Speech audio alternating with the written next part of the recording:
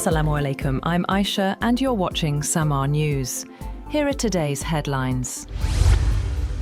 US President Donald Trump has suggested that the ongoing US military campaign against Iran could wrap up in as little as 2 to 3 weeks. Speaking to reporters, he claimed that key objectives, including limiting Iran's nuclear capabilities, have been achieved. Trump stated that US airstrikes against Iran, conducted in coordination with Israel, have largely accomplished their mission, adding that US forces now dominate Iranian skies. The president also claimed that senior Iranian political and military leaders have been removed. US Secretary of State Marco Rubio echoed a cautiously optimistic tone, confirming that the US is exchanging messages with Iran. He told Fox News host Sean Hannity that there are talks going on and the finish line is in sight.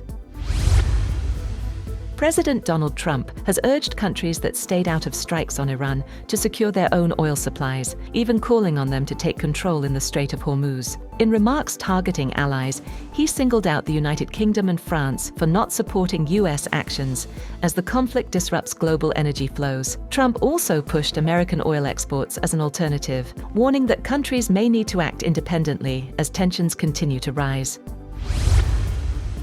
Meanwhile, Iran's Revolutionary Guards say they will begin targeting US companies in the region from April 1st in retaliation for ongoing attacks. The list includes major firms such as Microsoft, Google, Apple, Intel, IBM, Tesla, and Boeing.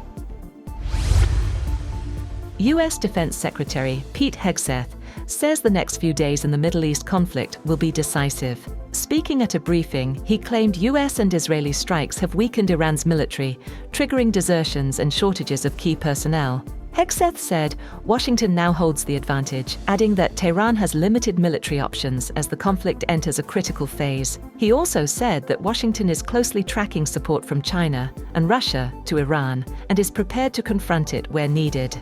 He did not detail the actions, but said the US is actively mitigating and responding to any such involvement. Iran has attacked and set ablaze an oil tanker off Dubai in the latest escalation around the Strait of Hormuz. Authorities say the Kuwait-flagged vessel Al Salmi caught fire after a drone strike, but the blaze was contained with no injuries or oil spill reported. Iran's Revolutionary Guards suggested the intended target may have been another vessel nearby, highlighting growing risks to commercial shipping in the region. Pakistan's Foreign Minister Ishaq Dar and his Chinese counterpart Wang Yi have called for an immediate ceasefire in the Gulf and wider Middle East, urging swift peace talks. In a joint initiative, both sides stressed the need to ensure safe passage for ships and crews in the Strait of Hormuz. The appeal comes as part of a 5-point plan aimed at restoring stability amid growing international efforts to contain the conflict. And Trump has signed an executive order aimed at tightening rules on mail-in voting nationwide, including a federal mandate to verify US citizens eligible to vote in each state. The executive order directs the federal government to compile a list of confirmed US citizens to help state election officials verify voter eligibility. It also mandates that absentee ballots be sent only to voters on state-approved mail-in ballot lists and requires secure ballot envelopes with unique tracking barcodes. That's all for now.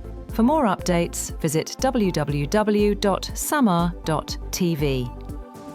Thank you for watching Samaa News.